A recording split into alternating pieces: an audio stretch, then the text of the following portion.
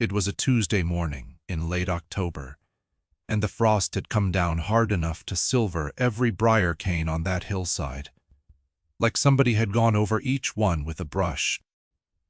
I remember the exact date because I had just turned 63 the Friday before, October having landed on the 28th that year, and my neighbor Garrett pulled his truck up to the gate, while I was standing there looking at 55 acres of the meanest thorn ground in the county, and he said, "Flat as a board, you paid actual money for that." It was not a question. He said it the way a man states a fact he considers unfortunate. The temperature was 28 degrees. I know, because I had a little thermometer clipped to my coat zipper, and I looked at it right after he said it, the way you do when you need something concrete to look at, instead of a man's face. I had paid $412 in back taxes to acquire that parcel. For $12. I want you to sit with that number a moment before we go any further, because it is both the most sensible thing I ever did and the thing that got me laughed at hardest in the same breath. By the way, wherever in the world you're watching from right now, let me know in the comments. I love seeing how far these stories reach. I was standing at the gate of 55 acres that the county had taken for non-payment and that nobody else had bid on. And I mean nobody. The auction had 8 people in it, and the other 7 watched me raise my hand and then looked at each other the way people look at someone who has just made a public error. The parcel was listed in the tax office records as marginal brushland, not suitable for row crop or improved pasture. That was the official language. Marginal brushland. I wrote it down in the margin of my own notebook when I read it because I thought the county had done something almost poetic by accident.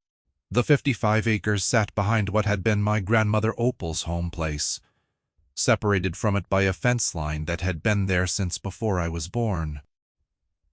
My grandmother had farmed the adjacent 30 acres her whole life, and she had watched that hillside parcel go through 3 different owners in 40 years, each one giving it up in turn. The first tried to clear it with a dozer in 1968 and broke 2 blades on the rock underneath. The second let cattle on it in the late 70s and pulled them off inside one season because they lost weight instead of gaining it. The third, a man named Purvis who bought it speculative in 1989, simply stopped paying taxes on it in 1994 and let the county have it back. By the time I acquired it in the fall of 2007, it had been sitting in county limbo for 13 years. 13 years of nothing but multiflora, rose, autumn olive, blackberry, and Osage orange growing up through whatever Purvis had left behind, which was not much except a concrete block foundation and a hand-dug well that had gone dry or near enough to it. That foundation is the detail that brought me to the auction in the first place, because I had seen it as a girl. I had walked that hillside with my grandmother Opal in the summer of 1979 when I was 9 years old, and she had stopped at that foundation and put her hand on the top course of block and said something I did not understand for nearly 30 years.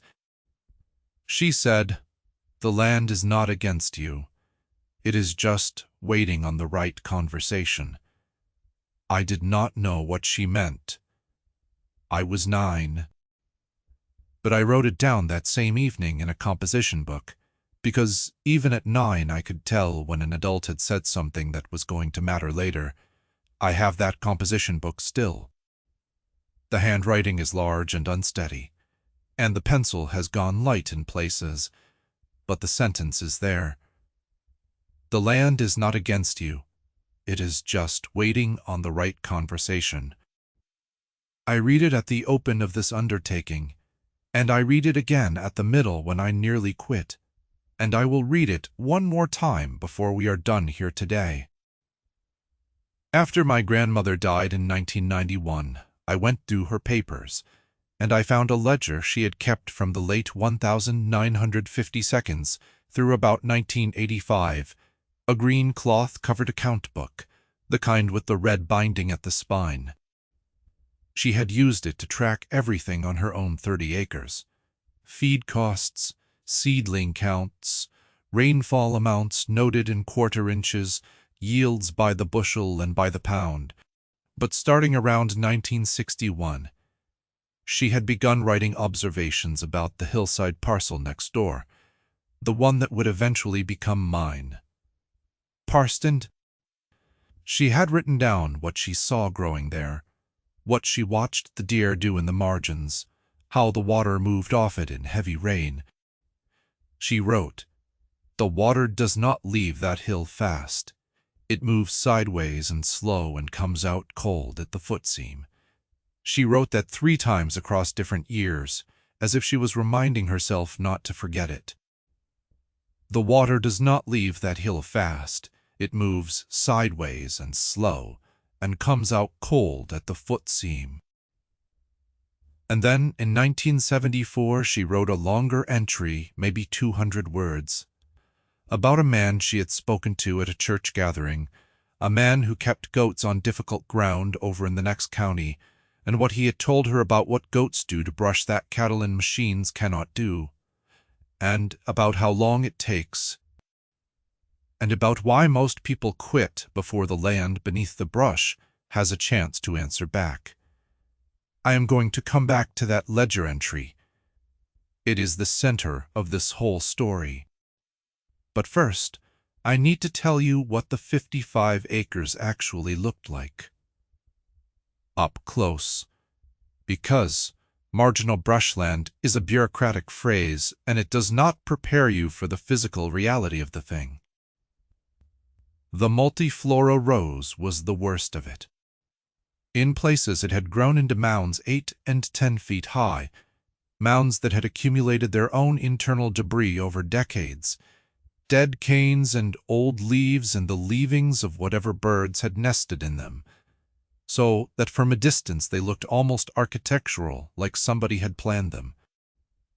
The Osage orange had seeded itself along what I took to be the old fence lines, and some of those trees were now 30 feet tall and had a canopy spread that put serious shade on the ground around them. The blackberry ran in between everything else, connecting the rose mounds to the Osage orange margins like a stitching thread, and the thorns on the blackberry canes were fine and dense. The autumn olive was scattered throughout, already buried out and dropping seed, which meant it was actively expanding its own range every season. Underneath all of it, the ground was uneven, rocky in the upper third of the hillside, and in the lower 2/3 there was a kind of spongy quality to the soil in wet weather that I could not account for yet. The total thorn coverage when I walked it in November of 2007, best as I could estimate by pacing, was somewhere between 40 and 42 of the 55 acres. The remaining 13 or so acres were either rock outcrop, the old foundation site, or a narrow flat at the very bottom of the hillside along a seasonal drainage that grew mostly sedge. That flat, about 2 acres of it, was where the water came out cold at the foot seam, exactly where my grandmother had noted it 46 years before. I stood there in November, with my rubber boots going soft in the saturated ground, and I looked at that seep, and I understood, for the first time, that she had been reading something. She had been reading the hill and writing down what it said. My neighbor Garrett was not the only one who found the purchase amusing. The woman at the extension office, when I went to ask about brush management options in early 2008, listened to my description of the parcel, and then told me the most cost-effective approach would be a combination of herbicide application and mechanical clearing. and that I should expect to spend somewhere between $1,200 and $1,800 per acre to get the parcel into a condition that would support any kind of productive use. $1,200 to $1,800 per acre times 55 acres. I did that arithmetic while she was still talking. It came out at $66,000 on the low end. I thanked her and drove home. I did not tell anyone what I was actually considering for about a year after that. I sat with my grandmother's ledger through the winter of 2008, and I read the 1974 entry about goats probably 15 times. She had written down the name of the man she spoke to at that church gathering. But I was not able to trace him, and it did not matter, because she had been thorough in her notes. She wrote that he ran a mixed herd of Spanish and Kiko crosses on a hillside parcel in his county that had been similarly taken over by Multiflora and Autumn Olive. He had started with 14 does and 2 bucks. He had fenced in a rotation, moving the animals through sections no larger than 3 acres at a time, and he had grazed each section hard for 3 weeks before moving the herd to the next. He had done this for 7 years before the brush thinned enough for him to begin seeing what the ground under it was actually made of. 7 years. My grandmother had underlined that twice. 7 years was the part most people would not do, she wrote. 7 years is where the conversation gets honest. I told my oldest friend Dorothea about the goat plan in the spring of 2009. We had known each other since elementary school, and she had the particular quality of listening that consists of not speaking immediately. She heard me out, and then she asked how I intended to fence 55 acres of thorn ground, and what I planned to do about water in the upper sections where the well was dry, and whether I had a source for the animals.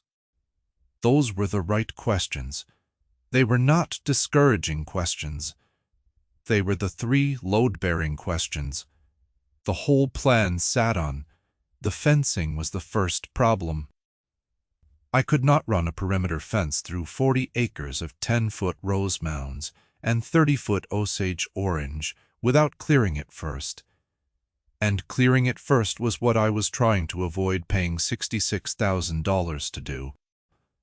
My grandmother's ledgerman had not addressed this directly, because his ground apparently had enough edge clearance to work from. I thought about it for most of 2009, and the answer I arrived at was to fence only a portion at a time, working inward from the edges where the brush was thinner and using the brush itself as a component of the fence line. Goats will not push through a 10-foot multiflora rose mound from the inside. If they have feed, they might try it from the outside trying to get in, but from the inside, with browse ahead of them, they treat the mound as a wall. This is not a trick, it is a tolerance. And knowing the tolerance is what makes it a system rather than wishful thinking. I began acquiring the fencing materials in the fall of 2009. I used woven wire salvaged from a farm sale, $47 for 320 feet, and I supplemented it with new T-posts at $1.90 each, and some cedar posts I cut from the Osage orange margins on the parcel itself. By December of 2009, I had a first section of roughly 3 acres fenced along the lower flat and extending up into the first row's margin. The fencing took 11 weeks of weekends and 2 weeks of vacation time. I was 65 years old, 65 that October just passed. It was not fast work. I brought the first animals home in February of 2010. 8 does and 1 buck, Spanish cross with some boar. Purchased from a woman in the next county for $110 per animal. 9 animals at $110 is $990. I put them in the first 3-acre section on a cold morning, with about 4 inches of old snow on the ground, and I watched them for an hour without moving. That is not a figure of speech. I stood at the fence line for a full hour and watched what they did. Within 20 minutes, the lead doe had found the edge of a rose mound and begun pulling at the green inner canes. The buck investigated the fence perimeter twice, found it sound, and then went and ate autumn olive. I walked home and made coffee and felt something I would not call certainty but would call the opposite of the doubt I had been carrying for 2 years. In March of 2010, I got a visit from the county zoning office. A man named Desmond came out and told me he had received a complaint, he would not say from whom, about a livestock operation on a parcel not zoned for agricultural use. The back tax parcel was technically zoned as unimproved land, which in our county is different from agricultural zoning. And Desmond said he needed to verify that what I was doing fell within permitted temporary grazing provisions. I showed him the deed, and I showed him the county's own agricultural extension definition of browse management grazing, which I had printed out and kept in a folder in my truck specifically for this kind of conversation. And Desmond looked at both documents for a while, and then said he would note it as a browse management activity and check back in 6 months. Checked back in September, and by then the first 3-acre section had been grazed down twice through, and the rose mounds in that section had been reduced from 8 and 10 feet to knee height on a second growth of smaller canes. And Desmond stood at the fence line and looked at it and said, "They really do eat it down, don't they?" I said they do. He did not say anything else about zoning. By the end of 2010, I had expanded the fenced area to 9 acres by adding 2 more sections, each roughly 3 acres, moving the herd in rotation as my grandmother's ledger had described.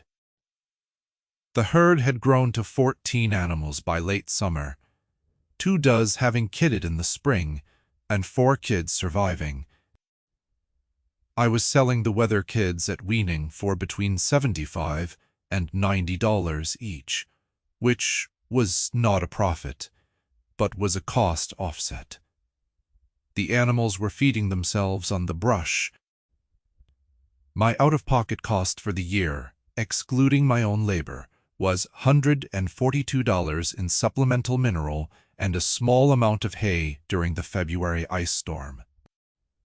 $142 to manage 9 acres of thorn ground. That would have cost me somewhere between $10,000 and $16,000 by the extension office method. I kept a ledger of my own. I had decided I would keep it exactly the way my grandmother had kept hers. I want to be honest about the winter of 2011, because I said when I started this that I would give the doubt the same amount of ink as the results. In January of that year, I lost 2 animals to a predator event, a pair of yearling does who got into the back corner of the Section 3 fencing during a night when the snow had drifted against the fence and reduced its effective height, and something came over it. I found them in the morning. I repaired the fence the same day, and I moved the herd to a smaller holding pen that evening. And the next morning I sat in my truck in the cold for a long time without starting the engine. I had been at this 3 years, counting the fencing year. I was 67 by then, 2 winters into the animal work. The progress was real, but it was not visible from the road. To anyone driving by, including Garrett, the parcel still looked like a briar-choked hillside, with a fence running into it at odd angles. I had 22 acres fenced. I had 33 acres not yet fenced. I had a herd of 16 animals after the loss. I pulled out my grandmother's ledger from the seat pocket where I kept it, and I read the 1974 entry again. 7 years is where the conversation gets honest, she had written. I was 3 years in. I started the truck and drove home and ordered 12 more T-posts. The summer of 2011 was when I began to see the first sign of what the ground had been holding under the brush. In the original 3-acre section, now in its second full year of rotational grazing, the rose mounds had been reduced to ground-level root crowns that were weakening. The goats would not eat the root crowns directly, but they had eliminated the top growth often enough that the plant's energy reserves were depleting. And some of the crowns were simply not resprouting after the second cutting. In the open ground between the old rose mound locations, I began to see grasses coming up, not planted grasses, just the natives that had been suppressed under the canopy for years, bluegrass and fescue and some wild rye. But more surprising was the soil itself. Where the rose mounds had stood for decades, their accumulated debris had broken down into a dark, friable layer, 6 to 8 inches deep, over the native subsoil, and when I pushed a probe rod into that layer, it went in with almost no resistance. Under 40 years of briar mound, there had been composting itself to a finish. I took a sample of that soil to the Extension Office in August of 2011 and asked them to test it. The results came back in September. Organic matter content of 8.4%. The county average for pasture ground was 2.1. I looked at that number for a while. Then I wrote it in my ledger. The fencing expansion continued through. By the end of 2013, I had 38 acres under rotational management and a herd that had grown to 31 animals. I was taking in small numbers of does from other farms on a custom browse management arrangement, charging $40 a month per animal for 3 to 5 months of grazing, which by 2013 was generating enough income to cover all of my mineral and supply costs and produce a modest surplus. The herd was doing the work. I was managing the herd and the fence, and the rotation schedule. My ledger showed every section's rotation dates, the estimated browse density at entry and exit, and any observations about soil condition or plant composition. I was doing what my grandmother had done on her 30 acres, writing down what the ground said. In the fall of 2013, a man named Everett Stills contacted me after being referred by the Extension Office, which surprised me given our earlier conversation. Everett was a doctoral candidate at the State Land Grant University, studying invasive woody species management in marginal hill ground, and he had been told there was a parcel in our county that was being managed unconventionally and showing unusual results. He came out on a Thursday in October, which I remember because it was the last warm week of the year, and he brought a soil probe, a light meter, a refractometer, and a laptop. He was 31 years old and wore clean boots that would not stay clean past the first section. He spent 4 hours on the parcel. He moved through the fenced sections methodically, taking probe readings and canopy light measurements and writing numbers into his laptop. He was quiet work. He did not talk much while he was measuring.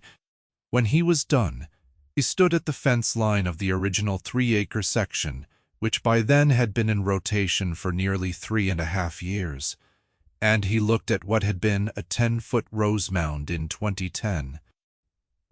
The organic matter accumulation under those old mound sites is not something I can attribute to any management input you have described. I told him I had not made any management input in those spots, except removing the animals for 3 weeks at a time and putting them back. He typed something. He said the soil profile in the old mound zones was behaving more like a managed composting bed than a grazed hillside.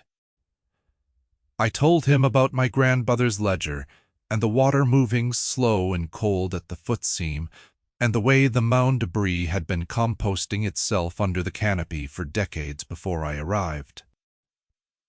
I let him read it for about 40 minutes while I went and checked the fence line in Section 7. When I came back, he handed it to me carefully, the way you hand back something that belongs to someone else and that you understand the value of. And he said she was reading a system that was already operating. I said yes. He said, I cannot account for those numbers by conventional grazed pasture models. I said, I know. He did not say anything else for a minute. Then he asked if he could come back in the spring. I told him he was welcome. By the spring of 2015, I had the full 55 acres under rotational management. It had taken me, counting from the first fencing work in the fall of 2009, 5.5 years, to fence and integrate the entire parcel. The herd at peak that spring was 44 animals. I had sold a total of 67 weather kids and 12 cull does since 2010, generating $4,910 in gross animal sales. The custom grazing arrangement had generated an additional $3,200 across 2013 and 2014. I had spent in total on fencing materials, mineral supplementation, veterinary costs across all years, and a single strand of high-tensile electric added to the upper perimeter in 2014 for. I kept all of these numbers in the ledger and I added them up in April of 2015, and I looked at them for a while. The project had broken even on cash. Every acre of brush management had been executed by the animals, and the ground under the cleared sections was continuing to change. The foundation was the thing I had not let myself think about too directly until the summer of 2015. It had been visible since the brush cleared around it, a concrete block foundation, roughly 24 by 32 feet, set well the corners still square after God knows how many decades. The well beside it had gone dry because the old tile casing had collapsed somewhere between the surface and the water table, but the water was still in the ground. Everett had shown me that with a shallow percolation test in 2014. The water table in the lower half of the parcel was sitting at 11 feet. The old well had been dug to 14 feet with a tile casing that had failed at about 8 feet down, which was why it read as dry. The water was there. It had always been there. I had the well recased in September of 2015. 4-inch PVC dropped inside the old tile to the water table. The driller found water at 11 feet and 4 inches, which was within 2 inches of Everett's percolation estimate. The driller was a practical man, and he said he had never recased a hand-dug well that old and found it still wet.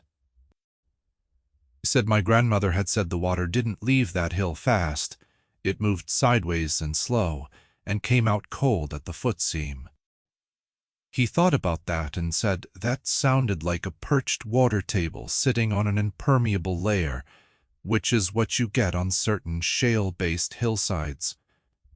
I wrote that in the ledger, too. I began work on the log cabin in the spring of 2016. The foundation was already there.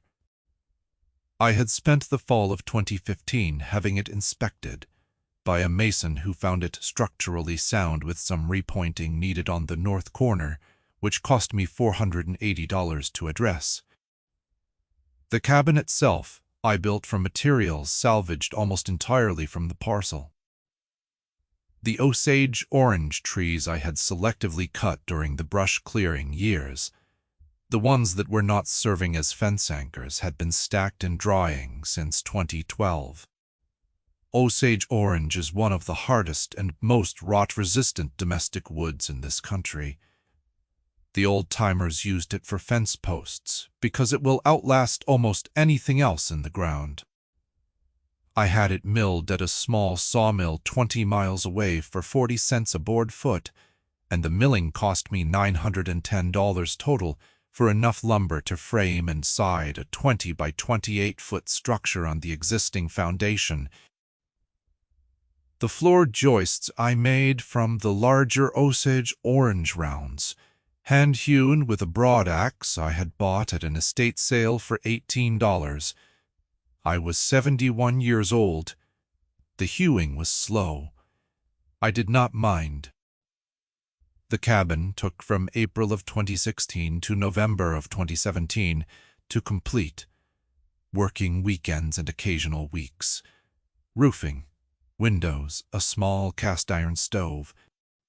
The total construction cost, including the mason work on the foundation, the milling, roofing materials, windows, the stove, and hardware, came to $11,240.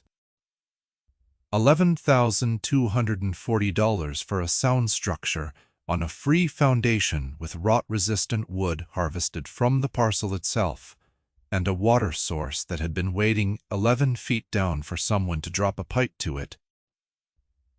In November of 2017, the week I finished the interior walls and hung the last door, Garrett came by. He drove his truck up to where the old gate had been, except now there was a gravel lane running in from the road that I had put in 2 summers before, using a rented box blade and 4 loads of crusher run. He got out and stood at the edge of the lane and looked down toward the cabin, which you could see plainly from the road. Now, because the brush had been cleared for 200 yards in every direction, the hillside behind the cabin was in winter dormancy, but the grass cover was visible even in November, pale and dry but continuous. He stood there for a moment, and then he said, "You got that out of the goats." It was not a question, and it was not an apology, and it was not warm exactly, but it was true, and he had said it. And I let it sit there without comment because the situation did not require any. Everett published a portion of his findings in a land management journal in the spring of 2018, and he cited my grandmother's ledger in the bibliography. He had asked my permission to do that. He listed her as Opal, followed by her surname, followed by the date range of the ledger, 1958 to 1985. Then, the phrase unpublished observational record.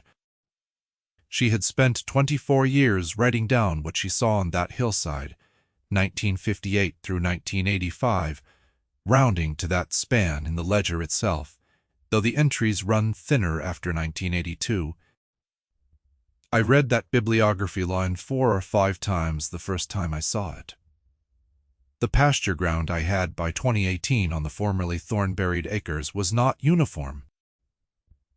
8 acres of it in the upper section remained in active brush management because the rocky substrate meant slower recovery, and I was not in a hurry.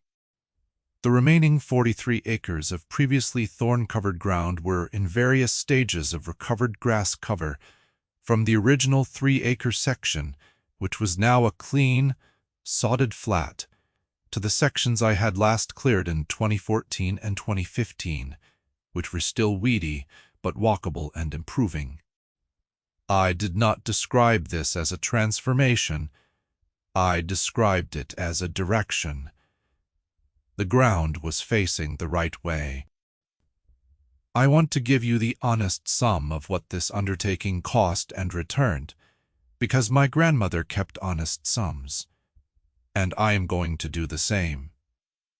The original parcel cost $412. The fencing and animal management over the life of the project cost $4,130. The well recasing cost $640. The cabin construction cost $11,240.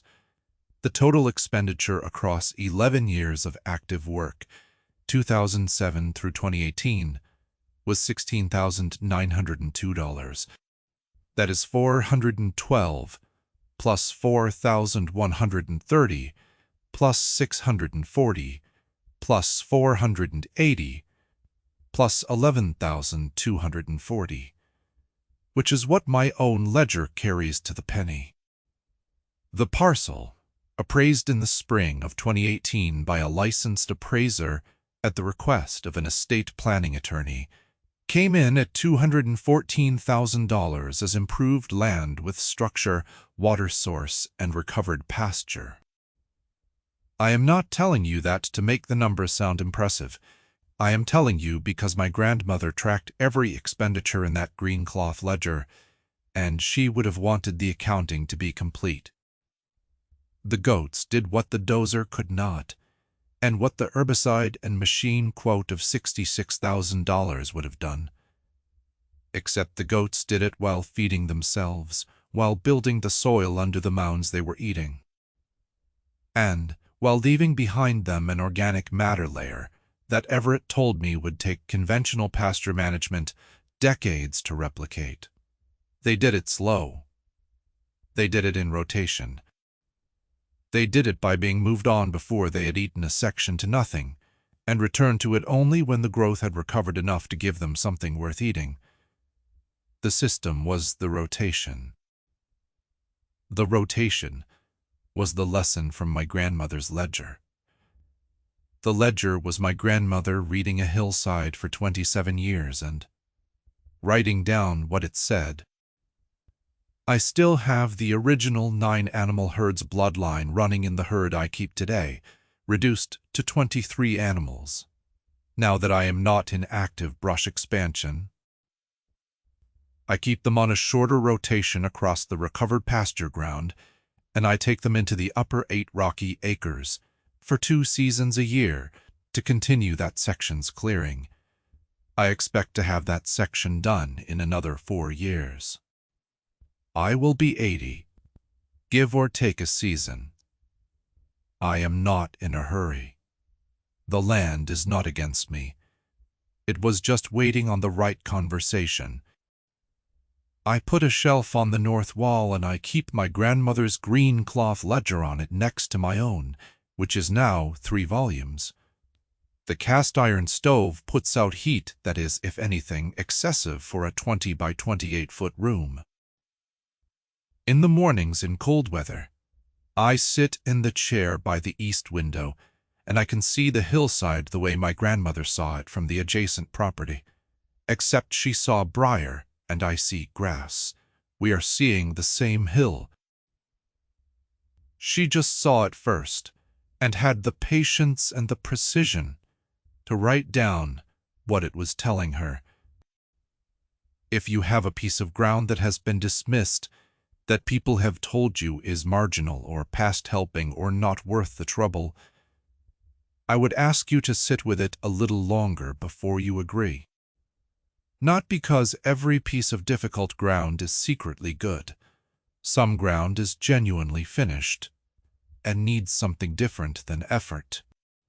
But some of it is just waiting on the right conversation, and the only way to find out which kind you have is to learn to read it in the same plain and patient way. My grandmother Opal read that hillside and wrote it down in a green cloth ledger that cost less than $1. The land is not against you. It is just waiting on the right conversation. I would be glad to know what stubborn ground you are sitting with. Tell me in the comments.